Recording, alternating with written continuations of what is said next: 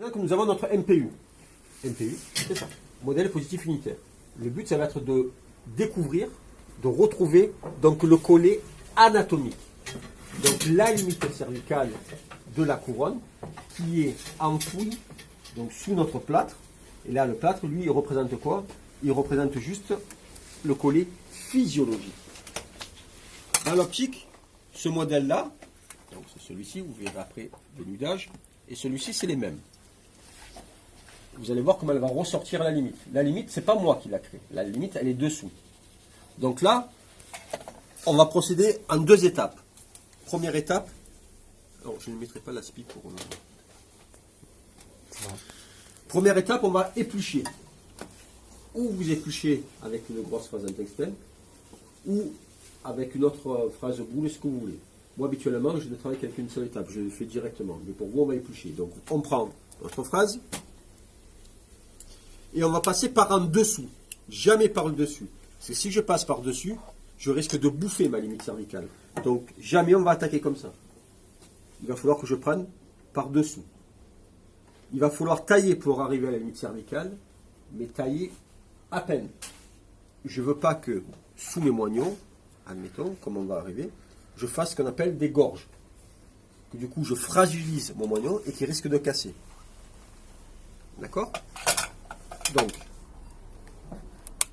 on prend notre micromoteur, on y va gaiement à fond, et je vais éplucher. J'ai mon collet physiologique, je vais en dessous.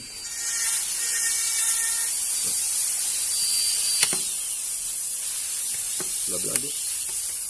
Voilà.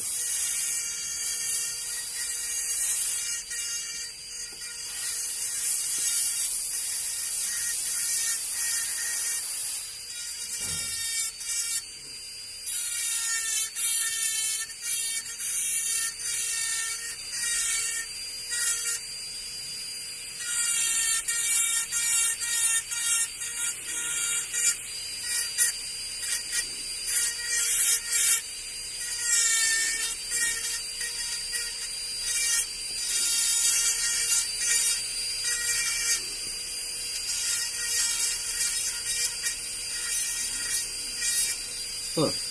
Donc j'ai épluché par-dessous. Une fois que j'ai fait ça, je prends ma fraise boule. Alors, qu'importe la fraise boule, vous avez une petite, donc on va travailler avec une petite. Et là, je vais remonter. C'est-à-dire que je prends la première gorge que j'ai faite et je remonte jusqu'à ce que ça éclate. C'est-à-dire que je veux que mon plâtre éclate pour faire apparaître ma limite cervicale qui doit être dessous.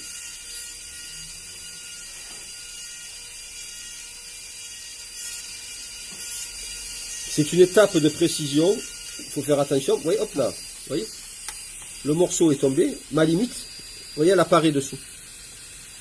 On la voit là, ma limite cervicale, ma vraie limite cervicale. Cette étape-là, dans l'histoire des laboratoires, c'est même pas les employés qui la font. C'est le patron. Comme ça, si ça c'est raté, c'est son problème à lui. C'est pas l'employé qui en prendra la responsabilité. Hop là, ça va casser.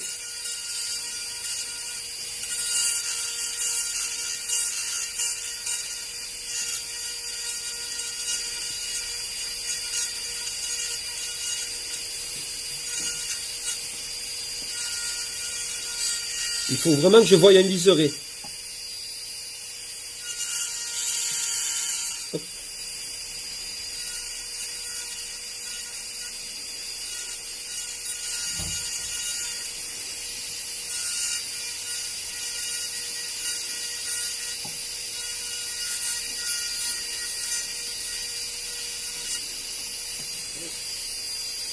Alors, Parkinson, faites attention. Hein. Quand vous faites ça, prévenez toujours vos voisins, comme les bancs sont assez serrés les uns des autres, qui vous bousculent pas, parce que sinon vous risqueriez de manger la limite cervicale. Alors on est à l'école, c'est pas grave, mais bon.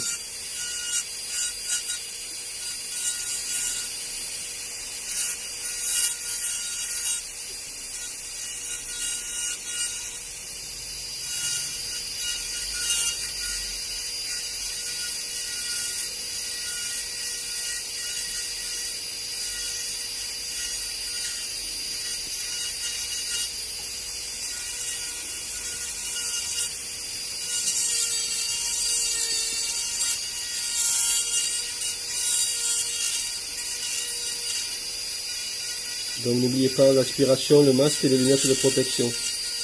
Tout ce que je suis en train de faire. En fait.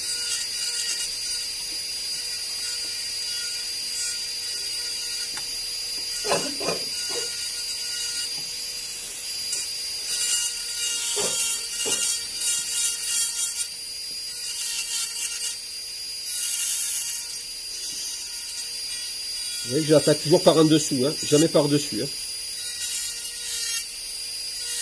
Là on la voit bien. Là.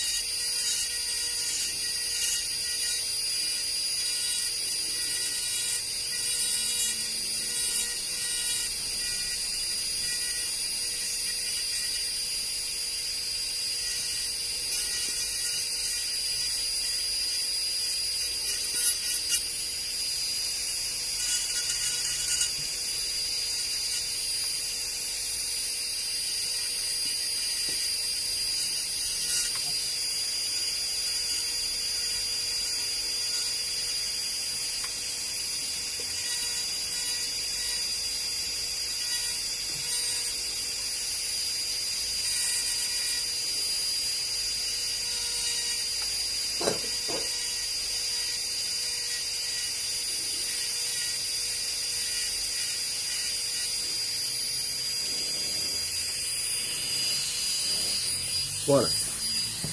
Donc là, on a fait apparaître notre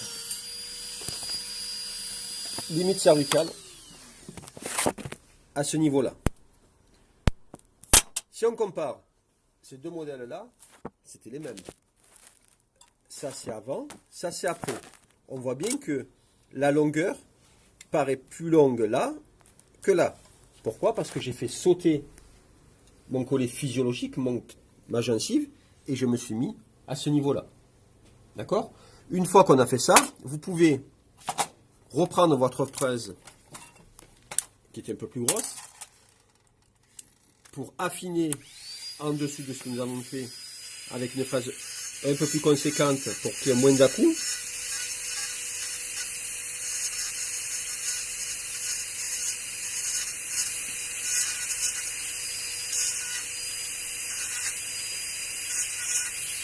Et après, vous prenez votre papier à poncer. Ça c'est trop gros.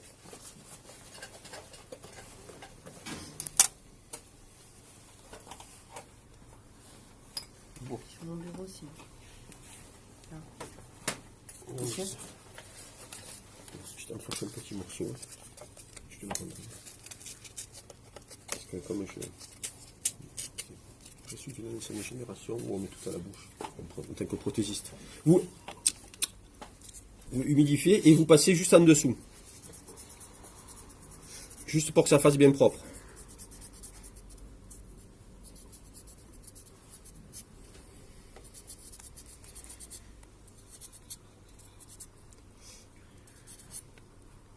Voilà. Donc ça, c'est notre limite cervicale. Collet anatomique, donc la jonction amélo-sémentaire que nous avons vu en cours, qui sépare donc la couronne de la racine.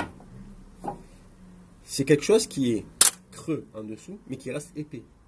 Je ne veux pas fragiliser au maximum mon moignon, sinon je risque de casser en travaillant. Ça, c'est la première étape. De là, on va mettre le die spacer. Donc, le die spacer, je rappelle, c'est le vernis séparant qui va compenser l'épaisseur de la colle en bouche. On doit le mettre sur toute la surface du moignon jusqu'à 1 mm de la limite cervicale. Pourquoi? Parce que je ne veux pas une surépaisseur en bas. Parce qu'en bas, il faut que ça vienne sous-gingivale, la couronne. Donc, il faut que ça soit le plus ceinturé possible. Donc, il va falloir passer là. Donc là, normalement, mesdemoiselles, vous êtes beaucoup plus aptes à faire ça que nous. Nous, on n'est pas très doués pour ça.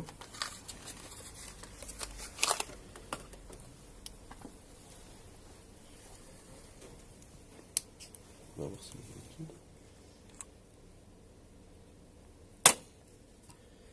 un joli bleu.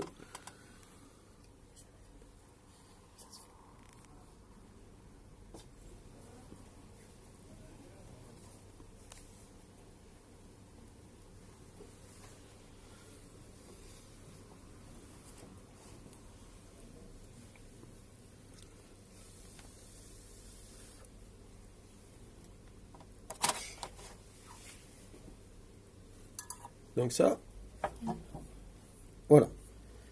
Hop là.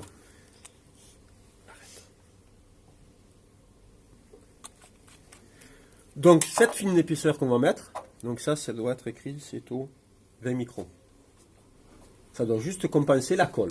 Donc c'est vraiment une lichette qu'on va mettre. Là, avant de travailler, ce qu'on va faire, c'est qu'on va mettre, on va tracer et prédéfinir notre limite cervicale. Elle y est, on la voit. Sauf que quand on sculpte la cire, il ne faut pas qu'elle dépasse cette limite-là. Si ma cire vient en dessous, vous voyez que ça fait une collerette. Donc quand je vais vouloir resserrer ma couronne elle casse. Sans arrêt. Donc il va vraiment falloir que je m'arrête à ce niveau-là. Pour faire ça, on va prendre, pour bien y voir, vous prenez votre crayon de cire et on va dessiner sur la tranche.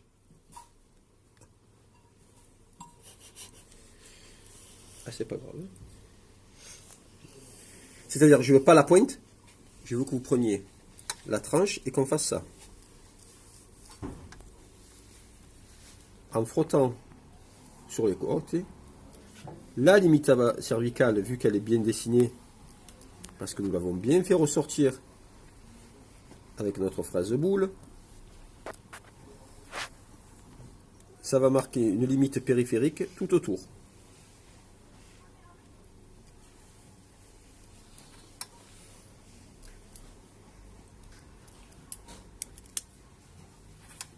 Voilà. D'accord? Vous le voyez? Donc, pour l'œil, c'est plus facile. Surtout qu'on va la plupart du temps utiliser des cires qui sont... La cire morte, elle est jaune. Donc le jaune sur ça, sur le beige, c'est pas terrible. Votre cire à sculpter, elle est beige. Beige sur beige, c'est pas terrible aussi à voir. Donc cette limite rouge va nous permettre de bien identifier notre limite cervicale. Et donc ça, il va falloir le faire donc sur les trois éléments que vous avez. 26, 24 et 11. Ok? Si vous avez un souci, je vous remonte sur les autres.